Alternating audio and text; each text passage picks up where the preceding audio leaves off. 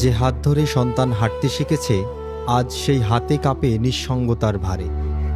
যে মা রাত জেগে সন্তানের জ্বর দেখেছেন, ঈদের সকালে নতুন জামা পরিয়ে দিয়েছেন, সেই মায়ের চোখে জমে আছে অপূর্ণ অপেক্ষার জল।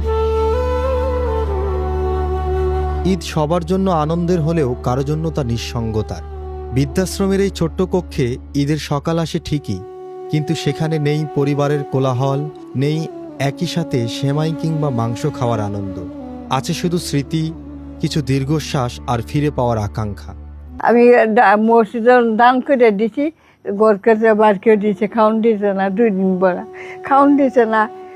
আমি মসজিদে চা খাইছি, আশেপাশে গিয়ে চা খাইছি, নাহলে ইচ্ছা না আয় পড়ছি। আয় দেখা যা আম্মা, আয় দেখা যা আমি কান্তাছি, পরে আমার ককলে যাইতেছি, আমি লয়ে যাইম গা। পরে পুলিশও কইছে নিন জানি, দিন ধরে কান্তাছে মহিলা। আপনাকে বের করে দিছে? উত্তর বউ, হ্যাঁ। সাভারের এই বৃদ্ধাশ্রমে ঈদ আসে নীরবে, কিন্তু রেখে যায় দীর্ঘ অপেক্ষা। ছেলে বলছে যে মা আমি তোমার নিতে আসবো, আসলে ভালো কথা, আইসো তুমি। আর না আসলে নাই আর কি, একা ঈদ করবো, যাদের সাথে আসছি তাদের সাথে ঈদ করবো। সবাই তো পরিবারের সাথে থাকি, থাকি, মাঝে মাঝে তখন পরিবারের কথা মনে হয়। মনে হয়।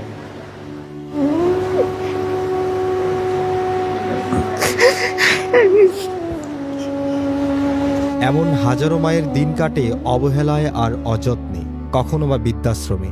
সমাজের এই অসঙ্গতি ভেঙে হয়তো ঠিকই একদিন সন্তানরা মাকে আগলে রাখবেন, এই প্রত্যাশা।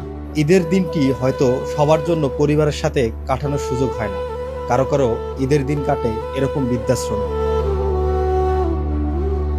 বৃদ্ধাশ্রমে নয়, সন্তানের ভালোবাসাই হোক তাদের শেষ আশ্রয়। তাই আসুন এবারের ঈদে অন্তত একজন মা বাবার নিঃসঙ্গতা ভাঙি, ভালোবাসায়, যত্নে আর পাশে থাকার প্রতিশ্রুতিতে। রবিউল ইসলাম রেজা, দৈনিক ইনকলাব, সাভার, ঢাকা।